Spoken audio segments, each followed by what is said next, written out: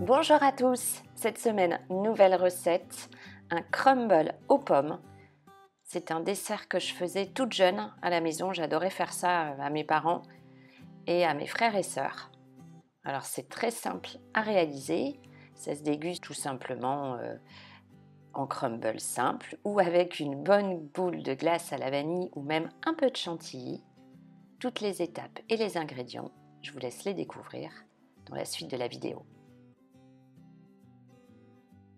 Je commence la recette en beurrant un moule. Moi j'utilise un moule rectangulaire, mais vous pouvez utiliser le moule, la forme que vous avez à la maison. Je continue en épluchant 3-4 pommes. Alors j'aime utiliser des produits bio, donc moi personnellement j'utilise des pommes bio. Alors quelles que soient les pommes, j'ai envie de vous dire que le crumble sera toujours aussi bon.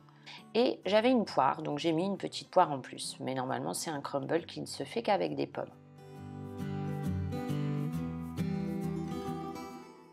Ensuite, je coupe mes pommes et j'enlève le trognon et je les coupe en petits cubes.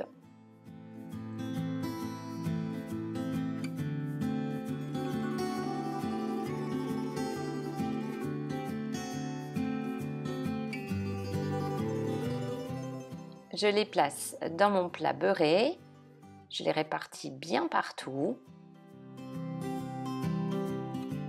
Et je termine en ajoutant mes petits morceaux de poire, mais ça je vous ai dit, c'est normalement pas dans la recette, c'est juste que j'avais une poire à utiliser. Ensuite moi j'aime y ajouter de la poudre de vanille, donc c'est des gousses de vanille que j'ai déjà utilisées, que j'ai fait sécher, que j'ai simplement mixé. Je les mets ensuite dans un petit contenant et j'ajoute également un peu de cannelle. Si vous aimez le mélange 4 épices ou d'autres épices, vous pouvez les mettre évidemment. Ensuite je passe au crumble. Je mélange de la farine et du sucre roux ensemble. Après avoir bien mélangé, j'ajoute du beurre doux coupé en morceaux. Alors il ne faut pas qu'il soit trop mou, il faut qu'il soit quand même assez froid. Et dans le creux de mes mains, je forme du sable. Donc j'hésite pas entre deux à frotter mes mains jusqu'à obtenir donc cette fameuse préparation sableuse du crumble.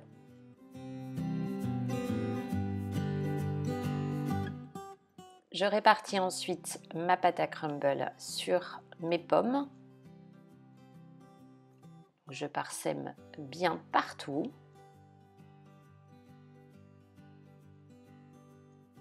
Vous pouvez à cette étape à nouveau ajouter un peu d'épices et quelques petits morceaux de beurre, mais moi je le préfère ainsi.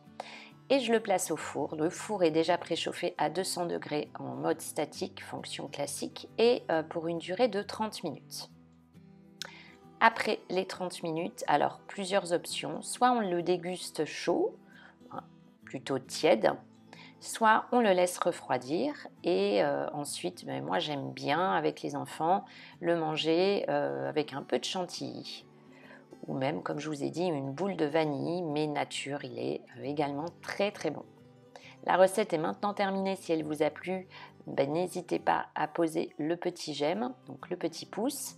Pensez à vous abonner si ça n'est pas fait, pensez à partager la recette. Vous pouvez me suivre sur les réseaux sociaux, donc sur Facebook et Instagram sous comme Margot Pâtisse. À très vite pour une prochaine vidéo et prenez bien soin de vous.